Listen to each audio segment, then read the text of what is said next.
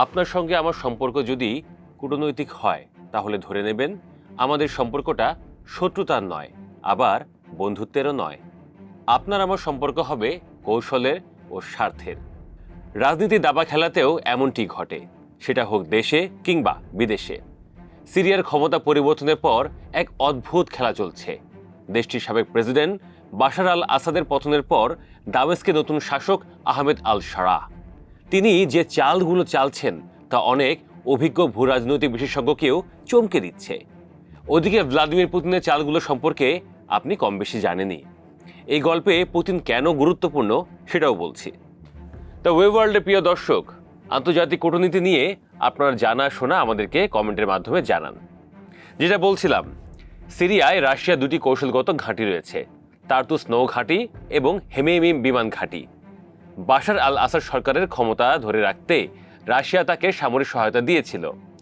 হেমেমিম বিমান ঘাঁটি ও তার্তুস নৌ ঘাঁটি থেকে রাশিয়া সিরিয়াতে নিজের সামরিক কার্যক্রম চালাতো। তবে 2024 সালে আসাদ ক্ষমতাচ্যুত হওয়ার পর সিরিয়ার পরিস্থিতি বদলে যায়। আসাদের পতন রাশিয়ার জন্য বড় ধাক্কা হিসেবে দেখা হয়।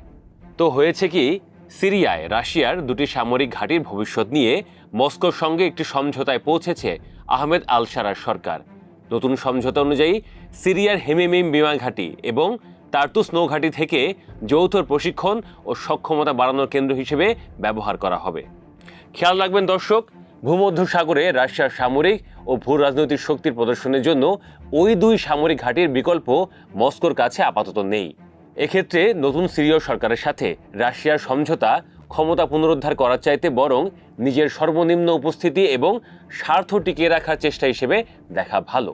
বাশার আল আসাদকে রক্ষা করতে না পারলেও রাশিয়া বুঝতে পেরেছে সিরিয়ায় শূন্যতা তৈরি হলে তা সম্পূর্ণ আমেরিকার নিয়ন্ত্রণে চলে যাবে।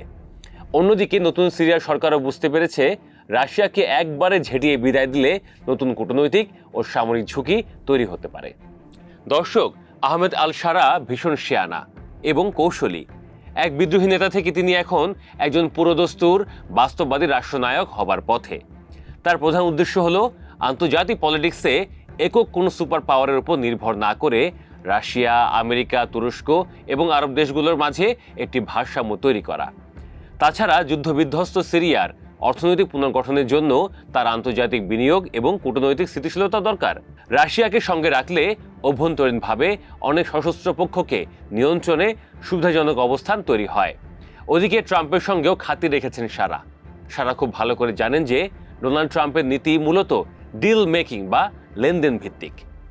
বিশ্লেষকদের মতে সিরিয়ায় দুটি সামরিক ঘাঁটি নিয়ে বর্তমানে যে খেলা চলছে তা শুধুই রিয়েল পলিটিক বা স্বার্থের রাজনীতি।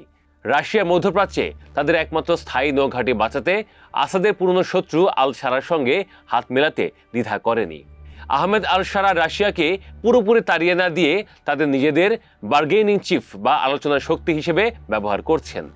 আমেরিকা ও অন্যান্য পশ্চিমা দেশ দেখছে যে সিরিয়া যাতে আবার ইরান বা উগ্রপন্থীদের আখড়ায় পরিণত না হয়, সেজন্য আল শারাকেই আপাতত সবচেয়ে সুবিধাজনক বিকল্প হিসেবে মেনে নেওয়া বুদ্ধিমানের কাজ। অর্থাৎ রাশিয়া সিরিয়ায় তার হারানো আধিপত্য পুরোপুরি ফেরত পাচ্ছে না, বরং টিকে থাকার একটি ন্যূনতম জায়গা খুঁজে নিয়েছে। আর আহমেদ আল শারা পুতিন ও ট্রাম্প প্রশাসনকে একে অপরের বিরুদ্ধে চতুরতার সঙ্গে ব্যবহার করে নিজের শাসনকে বৈধ ও শক্তিশালী করার এক ঝুঁকিপূর্ণ অথচ নিখুঁত মহড়া চালিয়ে যাচ্ছে। মস্কোর একটি গুরুত্বপূর্ণ কৌশলগত সাফল্য কোনটা? এই ঘাঁটি বাঁচিয়ে রাখা।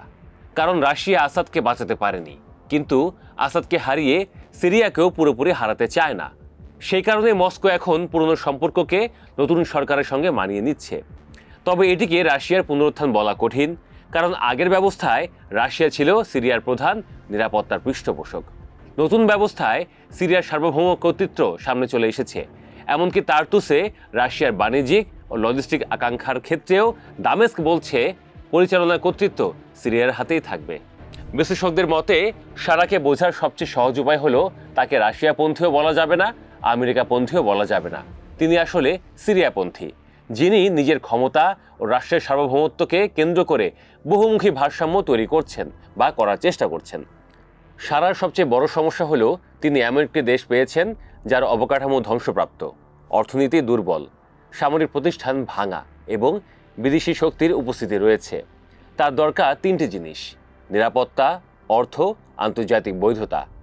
একটি দেশ একা এ তিনটি দিতে পারছে না, তাই সারা একদিকে ওয়াশিংটনের দিকে যাচ্ছেন, আবার অন্যদিকে মস্কোর সঙ্গে কথা বলছেন, তুরস্কের সঙ্গেও সম্পর্ক রাখছেন, একই সঙ্গে সৌদি আরব ও উপসাগরীয় দেশগুলোর কাছ থেকেও সমর্থন চাইছেন। এটা আদর্শগত জোট নয়, এটা সারার টিকে থাকার কৌশল।